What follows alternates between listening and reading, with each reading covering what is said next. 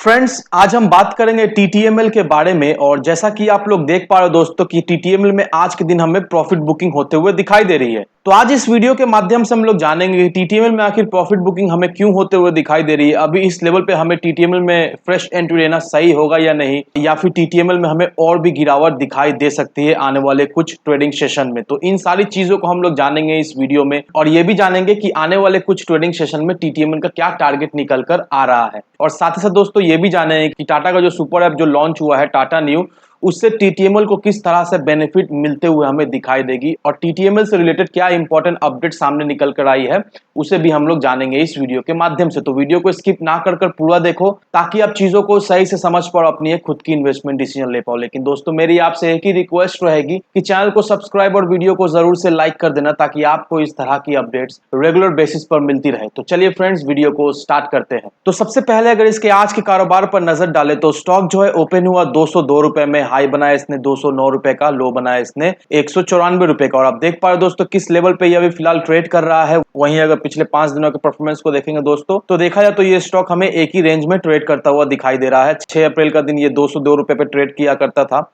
और अभी देख लो दोस्तों 195 रुपए में, कल के दिन ये 199 रुपया। तो एक ही प्राइस रेंज में ये अभी हमें पिछले 5 दिनों से ट्रेड करता हुआ दिखाई दे रहा है। वहीं अगर एक महीने के परफॉर्मेंस को देखेंगे दोस्तों, काफी ज्यादा पॉजिटिव रिटर्न इसने अपने इन्वेस्टर्स को बनाकर दे दिया है। करीब करीब 72-73% का एक रिटर्न अपने इन्वेस्टर्स को बनाकर दे दिया। वहीं अगर पिछले 6 महीने की बात करेंगे दोस्तों, ये स्टॉक हमें 290 रुपए तक जाता हुआ दिखाई दिया। उसके बाद से इसमें हमें जबरदस्त एक प्रॉफिट बुकिंग होता हुआ दिखाई दी, और फिर ये स्टॉक हमें 93-94 रुपए तक जाता हुआ भी दिखाई दिया। लेकिन उसके बाद से स्टॉक में हमें एक अच्छी खासी रिकवरी होते हुए दिखाई दी, और ये स्टॉक 100% से भी ज्यादा रिटर्न अपने इन्वेस्टर्स को बनाकर दे दिया अपना एक लो बनाने के बाद। तो अब देख लो दोस्तों ये स्टॉक में कितना ज्यादा पोटेंशियल है। ये स्टॉक में हमें गिरावट तो जरूर से दिखाई दी थी, लेकिन वो गिरावट का तो पीछे वजह था कि रशिया और यूक्रेन का बीच का जो इन्वेजन चला था, इस वजह से मार्केट में भी अच्छी खासी प्रॉफिट बुकिंग होते हुए हमें दिखाई दी थी। और साथ ही साथ जो एजीआर से रिलेटेड जो न्यूज आया था उस वजह से भी टीटीएमएल में हमें गिरावट होते हुए दिखाई दी। लेकिन उसके बाद से जब सुपर ऐप का लॉन्च डेट आया और फिर से टीटीएमएल में हमें तेजी बनते हुए दिखाई दी, और टीटीएमएल अपना एक लो बनाने के बाद एक अच्छा खासा रिटर्न अपने इन्वेस्टर्स को बनाकर दे दिया, करीब करीब 100% से भी ज्यादा रिटर्न बनाकर दे दिया। तो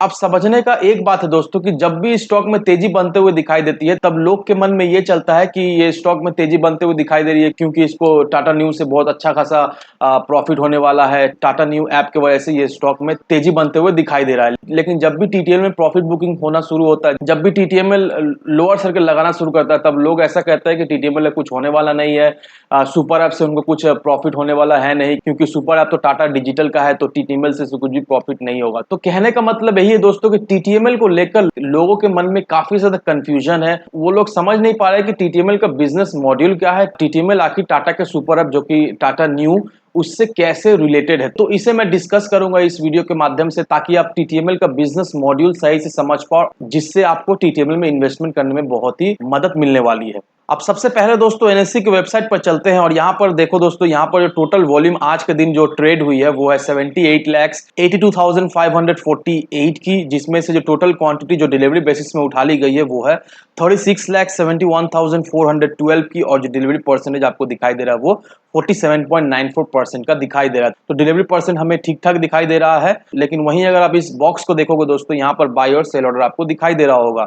तो यहाँ पर जो सेल ऑर्डर टीटीएमएल में अभी लगा पड़ा हुआ है वो है 16,36,445 की, और जो बाय ऑर्डर जो लगा पड़ा हुआ है वो है 5,27,424 की। तो आप देख लो दोस्तों, सेलर्स जो है वो अभी टीटीएमएल में हमें हावी पड़ते हुए दिखाई दे रहे हैं। अभी अच्छे खासे सेलर्स हमें टीटीएमएल में आते हुए दिखाई दे रहे हैं। लोग अभी टीटीएमएल में प्रॉफिट बुकिंग करते हुए हमें दिखाई दे रहे हैं। तो अब हमारा मन में ये सवाल है कि टीटीएमएल में तो इतना सारा सेलर्स हमें दिखाई दे रहे, तो अभी क्या हमें टीटीएमएल में प्रॉफिट बुक करके निकल जाना चाहिए, या फिर अभी इसे होल्ड करना चाहिए? क्या चांसेस है टीटीएमएल में फिर से एक तेजी फिर से बनते हुए दिखाई दे सकती है या नहीं? तो इसे भी हम लोग जानेंगे इस वीडियो में। लेकिन सबसे पहले दोस्तों मैं आपको इस टीटीएमएल का शेयर होल्डिंग पैटर्न दिखाना चाहूंगा। अगर आप इसके प्रमोटर्स होल्डिंग को देखोगे दोस्तों, प्रमोटर्स होल्डिंग्स हमें कांस्टेंट दिखाई दे रहे हैं काफी सालों से।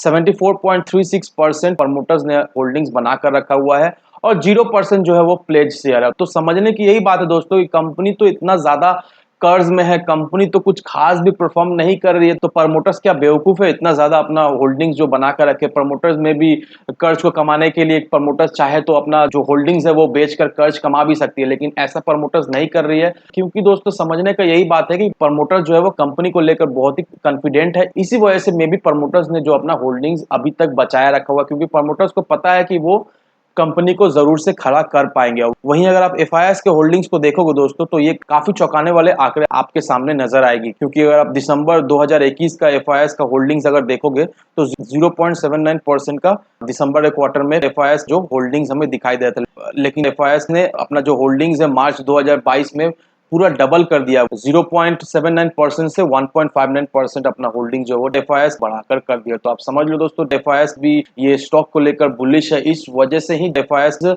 अपने होल्डिंग्स जो है वो बढ़ाए जा रहे हैं। एफआईआईएस टीटीएमएल के पोटेंशियल को समझ पा रहे हैं, टीटीएमएल के ग्रोथ को भी समझ पा रहे हैं, इस वजह से ही एफआईआईएस जो है अपना इन्वेस्टमेंट बढ़ा रहे हैं। क्योंकि मैं आपको हर समय यही कहता हूं कि एफआईआईएस जो बाजार के नर्व्स को समझते हैं, एफआईआईएस समझते हैं किस स्टॉक में पोटेंशियल है, किस स्टॉक में इन्वेस्ट करने से उसे कम से कम समय में प्रॉफिट मिल जाए। एफआईआईएस जो मैक्सिमम टाइम उसी तरह का स्टॉक ढूंढते हैं और उसी तरह का स्टॉक में इन्वेस्टमेंट करते हैं जिससे उसे कम से कम समय में ज्यादा से ज्यादा रिटर्न मिल जाए। और टीटीएमएल दोस्तों वैसा ही स्टॉक है, क्योंकि अगर आप इस आर्टिकल को देखोगे यहाँ पर बहुत कुछ चीजें हैं जो आपको समझना बहुत ही जरूरी है अगर आप टीटीएमएल में इन्वेस्ट करके रखे हो।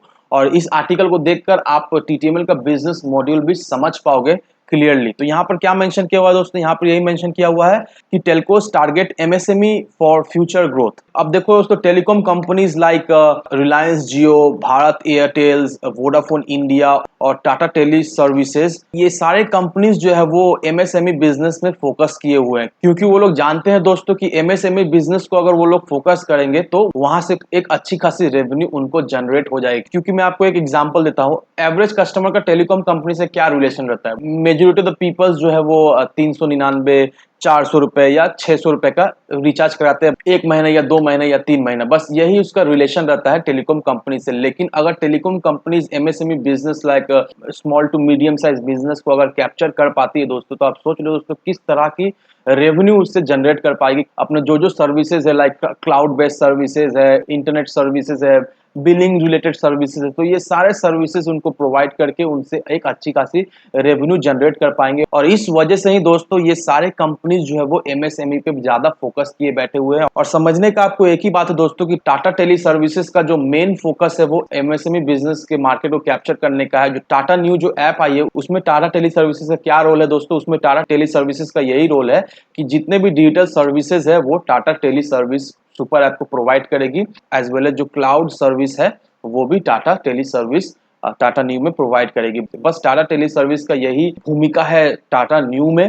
क्योंकि मेजोरिटी ऑफ द प्रोडक्ट जो टाटा न्यू में लिस्टेड है वो सेल होने से ज्यादा से ज्यादा प्रॉफिट होगा टाटा कंज्यूमेबल को, और टाटा न्यू जितना भी रेवेन्यू जनरेट करने वाली है वो टाटा डिजिटल को जाने वाली है, क्योंकि टाटा डिजिटल का प्रोडक्ट है टाटा न्यू। ये मत समझो कि जो भी प्रॉफिट होने वाला है टाटा न्यू से वो टीटीएमएल को जाने वाली है, नहीं दोस्तों, टीटीएमएल बस एक जरिया है। टाटा न्यू में जो भी सर्विसेज लगेगा वो टीटीएमएल प्रोवाइड करने वाली है, एज वेल एज टीटीएमएल अपना क्लाउड सर्विसेज भी टाटा न्यू के द्वारा प्रोवाइड करने वाली है कस्टमर्स को। तो दोस्तों उम्मीद यही करता हूं कि आपको टाटा टेली सर्विसेज का जो बिजनेस मॉड्यूल है वो अब क्लियर हो गई है।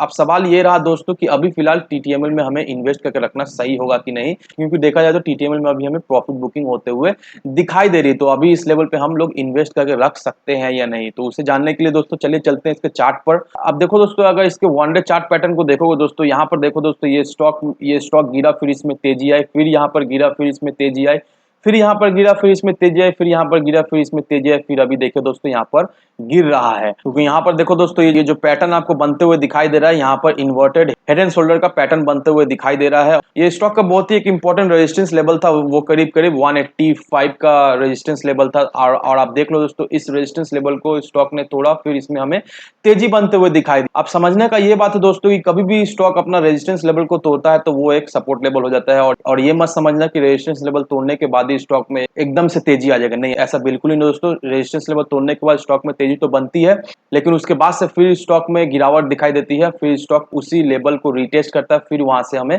एक तेजी बनते हुए दिखाई देती है। तो याद रखना दोस्तों 212 रुपए के लेवल को जब भी ये स्टॉक तोड़ता है, नो डाउट दोस्तों ये स्टॉक हमें नॉन स्टॉप 280-90 रुपए तक जाता हुआ दिखाई देगा। उसके लिए 212 रुपए के लेवल को तोड़ना बहुत ही जरूरी है।